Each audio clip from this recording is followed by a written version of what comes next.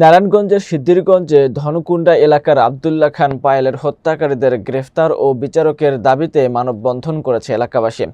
সোমবার ২৬শে মে বিকেল নারায়ণগঞ্জ সিদ্ধিরগঞ্জ থানার ধনকুণ্ডা ভাঙ্গারপুল এলাকায় মানববন্ধন করেছে এলাকাবাসী। বিস্তারিত থাকছে SH মুন্না খানের প্রতিবেদনে।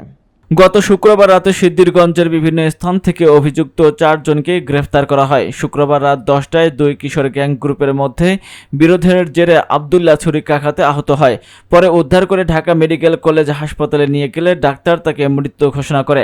এ ঘটনায় শুক্রবার রাতে নিহতের বাবা শামীম খান বাদী হয়ে সিদ্ধিরগঞ্জ থানায় একটি হত্যা মামলা করেন।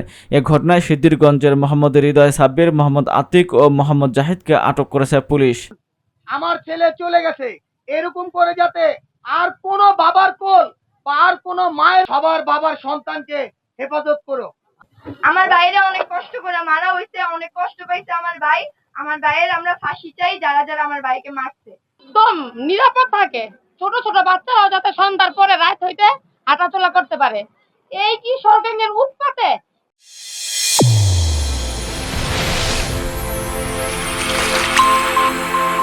চ্যানেল A1 হৃদয়ের স্পন্দন।